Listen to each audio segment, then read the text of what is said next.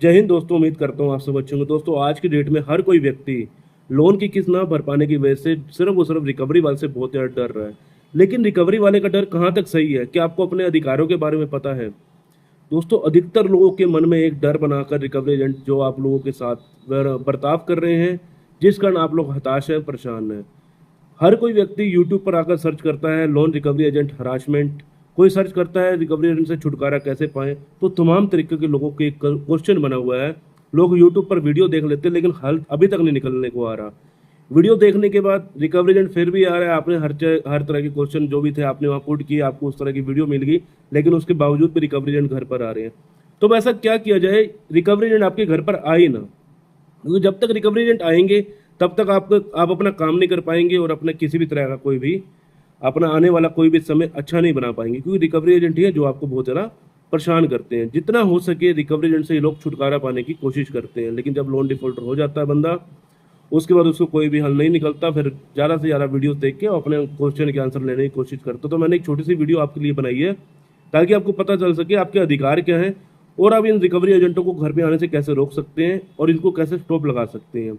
अगर आप चैनल पर पहली बार है तो चैनल को सब्सक्राइब करने के साथ वीडियो को एक लाइक करना और शेयर करना उन लोगों को जो इसमें रिकवरी एजेंट वालों की वजह से परेशान है। बाकी मैं अपना नंबर आपको स्क्रीन के ऊपर शो कर दूंगा। किसी भाई की कोई पर्सनल क्वेरी होगी तो कॉल बुकिंग के माध्यम से जुड़ सकते हैं। किसी भाई को अगर जानना है कि आपके शहर में रिकवरी एजेंट आ सकते हैं नहीं आ सकते, कंपनी का नाम लिख के कमेंट पे पिन कर देना अपने शहर का नाम, ताकि हम आपको उसका आंसर दे सके। इसके अलावा कोई और भी कमेंट पिन कर दीजिए, कमेंट कर दीजिएगा, मैं उसका भी आंसर आपको दे दूंगा। बाकी दोस्तों आज की डेट में जितने भी एनबीएफसी कंपनियां हैं जो कि आपको रेगुलर परेशान करती हैं, अगर आप लोन की किस्त नहीं भर पाते हैं, अगर आपका लोन 10,000 का है, आपका लोन 50,000 का, आपका लोन 1 लाख का, आपका लोन चाहे 5 लाख का, चाहे 10 लाख का, चाहे 50 लाख का, रिकवरी एजेंट तो आपको परेशान करते ही करते हैं। अगर आपने उनका 500 रुपये भी नहीं दिया तो फिर भी आपको परेशान किया जाता है। सिर्फ रिकवरी एजेंट ही है जिसकी वजह से आपको काम करने में प्रॉब्लम आ रही है, आप आगे नहीं निकल पा रहे हैं। सबसे पहले जितने भी एनबीएफसी कंपनी आपने लोन ले रखे हैं, चाहे वो किसी भी कंपनी से, एनबीएफसी रजिस्टर्ड ऐप है तो वही है जिसके रिकवरी एजेंट घर पर आ जाते हैं। मैं आपको बता देता हूँ, अगर इन कंपनी के रिकवरी एजेंट घर पर आ भी रहे हैं तो आपको डरना नहीं है किसी भी तरह से। सबसे पहले आपको जानना होगा बहुत सारी ऐसी कंपनियां हैं जिनके रिकवरी एजेंट आपके घर पर नहीं आते हैं, जिसमें से 90% कंपनियां ऐसी हैं जिसके रिकवरी एजेंट घर पर नहीं आते हैं। आप कमेंट में जरूर पूछ लिएगा, कमेंट में आपको आंसर मिल जाएगा। 90% कंपनियां बहुत सारी होती हैं। अगर इस वीडियो को 10,000 बंदा भी देखता है तो 10,000 में से आप खुद हिसाब लगा लीजिएगा, तो उसमें से 10,000 में से 9,000 कंपनी के तो रिकवरी एजेंट आते ही नहीं है। तो आपको पूछ लीजिएगा, मैं आपको बता दूंगा। जो आपको बता देता हूँ, जो 10% कंपनी है जिसके रिकवरी एजेंट आ जाते हैं। अब उसको कैसे निपटे हम? एनबीएफसी की बात करूं और बैंकिंग की करते हैं तो बैंकिंग में हर कंपनी के रिकवरी एजेंट घर पर आते हैं। बैंकिंग में हर कंपनी के, चाहे आपका क्रेडिट कार्ड है चाहे कुछ भी है, उसके हर कंपनी के रिकवरी एजेंट घर पर आते हैं। लेकिन नॉन बैंकिंग में सिर्फ 90% कंपनी के रिकवरी एजेंट नहीं आते, सिर्फ 10% के आते हैं। और जितने भी आपके ये पर्सनल लोन है जो कि आपने बैंकिंग से ले रखे हैं, क्रेडिट कार्ड ले रखा है, उसके अधिकतर रिकवरी एजेंट आपके घर पर आते हैं। चाहे आप शहर में रहते हैं, गाँव में रहते हैं, तो इनके अधिकतर रिकवरी एजेंट घर पर आ जाते हैं। अब रिकवरी एजेंट से छुटकारा कैसे पाएंगे? देखो दोस्तों, आपने जो लोन ले रखा, सबसे पहली बात है आपने ले रखा कंपनी से लोन, ठीक है, लेकिन आपको परेशान कौन कर रहा है? इनके रिकवरी एजेंट। रिकवरी एजेंट है कौन आखिर? पहले तो ये आपको जानना होगा रिकवरी एजेंट है कौन आखिर। ये एक बैंक के द्वारा अलॉट किए गए थर्ड पार्टीज के बंदे हैं। जैसे मान के चले आपने एबीसी कंपनी से आपने एक लोन ले रखा है, एबीसी नामक कंपनी से आपने लोन ले रखा है। अब आप उसकी लोन की किस्त नहीं भर पा रहे हैं और आपने इस महीने उसकी किस्त जो है बाउंस कर दी है, तो कंपनी क्या करेगी? सीधा आपका जो डाटा है वो एक थर्ड पार्टी को दे देगी। अब जो थर्ड पार्टी होगी वो किस प्रकार आपको टैकल करेगी, किस प्रकार आपको अब पैसा निकालने की कोशिश करेगी? जैसे ही कंपनी ने उसको आपका डाटा भेजा, सबसे पहले वो आपको फोन कॉल करेगी। फोन कॉल करेगी, दिन भर में आप ये नहीं समझ पाएंगे आपको 50 फोन करे, 100 फोन करे, 150 फोन करे, 500 फोन भी कर देती है।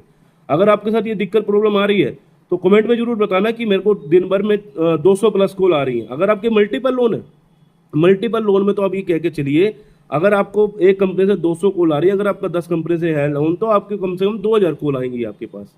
ये रिकवरी एजेंट इस प्रकार आपको हरासमेंट करके, परेशान करके पैसा निकालने की कोशिश करते हैं। इनका कारण क्या है ये भी जान लीजिए। कारण क्या है, ये आपसे इतना फोन क्यों करते हैं?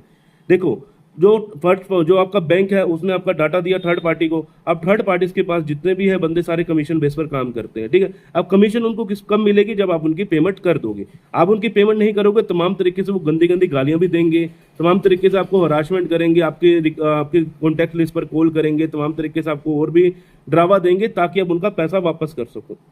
पैसा जब तक उनका रिटर्न नहीं जाएगा उनके पास, तो तब तक वो आपको परेशान करते रहेंगे। इससे बढ़िया अगर आपको इन चीज़ों से दिक्कत है, फ़ोन कॉल से अगर दिक्कत है, फ़ोन कॉल की दिक्कत आपको लिए कोई बहुत बड़ी दिक्कत नहीं है। आप अपना नंबर बंद कर सकते हैं, नंबर चेंज कर सकते हैं। अगर आपको ज़्यादा दिक्कत है, डिफ़ॉल्ट मोड ऑन कर सकते हैं कि रिकवरी एजेंट फ़ोन तो ना करे कम से कम। अब बहुत सारे लोग पूछते हैं कि अगर हमने फ़ोन बंद करते तो रिकवरी एजेंट घर पर आ जाएगा। नहीं, ऐसा कुछ भी नहीं है। रिकवरी एजेंट कॉल करने वाले सेंटर अलग है, लेकिन जो फ़ोन के माध्यम से नहीं, जो आपके घर पर आ रहे हैं वो सेंटर अलग है। तो ये मत सोचिए कि आपने फ़ोन नहीं उठाया तो वही वाली कंपनी वाले घर पर आ जाएंगे, ऐसा कुछ नहीं है। वो एजेंसियाँ अलग, एजेंसी सेम ही है, लेकिन फ़ोन करने वाले बंदे अलग है और घर पे आने वाले बंदे अलग है। ये चीज़ आपको समझनी होगी। अगर आप नहीं समझेंगे तो फिर आप आगे भी परेशान रहेंगे। तो रिकवरी एजेंट का जहाँ तक आप फ़ोन आ रहे हैं उनके फ़ोन मत उठाइए। अब जितने भी रिकवरी एजेंट आपके घर पर आते हैं, आपको पहले जानना होगा इनके पास किसी भी तरह का ना डीआरए का लाइसेंस नहीं होता। डीआरए क्या होता है? डेप्थ रिकवरी एजेंट का इनके पास लाइसेंस नहीं होता। वो लाइसेंस क्यों नहीं होता? कंपनी कभी भी जो भी थर्ड पार्टीज के व्यक्ति को हायर करती हैं, उसमें से सिर्फ और सिर्फ 5 या 10% लोगों के पास डीआरए का लाइसेंस होता है, जिनको वो मैनेजर बोलते हैं कि ये मेरा मैनेजर है, ये वो है, ये ऐसे है, ये वैसे है। मैनेजर आपने बहुत बार सुना होगा, हमारी टीम आ रही है। टीम का मतलब कुछ भी नहीं है। टीम में सिर्फ 1 या 2 बंदे ही होंगे, या हो सकता है साथ में कोई मैनेजर आ जाए साथ में। कई बार तो मैनेजर भी नहीं आता, दोनों के दोनों झोला छाप होते हैं। तो ये चीज़ आपको समझनी है कि कभी भी ये जो रिकवरी एजेंट आते हैं, अगर इनके पास किसी भी तरह का डीआरए का लाइसेंस नहीं है, डेप्थ रिकवरी एजेंट का लाइसेंस नहीं है, उनका लाइसेंस कैसे बनता है? उनकी दोस्तों 100 घंटे की पढ़ाई होती है। अगर उनकी 100 घंटे की पढ़ाई के बाद एग्जाम दिया जाता है, एग्जाम में अगर वो क्लियर नहीं करते तो डीआरए का लाइसेंस भी नहीं मिलता। बहुत सारा पढ़ाई है, ऐसा नहीं है कि किसी को भी मुंह उठा के लाइसेंस दे दिया, तो ऐसा नहीं है।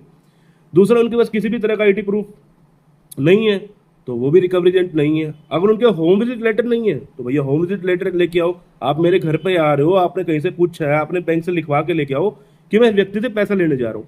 अगर ये तीनों चीजें नहीं है तो किसी प्रकार का रिकवरी एजेंट नहीं है। वो सिर्फ थर्ड पार्टी का किराए का बंदा है, वो आपके पास पैसे लेने आ रहा है। आप पैसे दे दोगे, उनका पेटा भर जाएगा। आप पैसे नहीं दोगे, उनको कमीशन नहीं मिलेगी।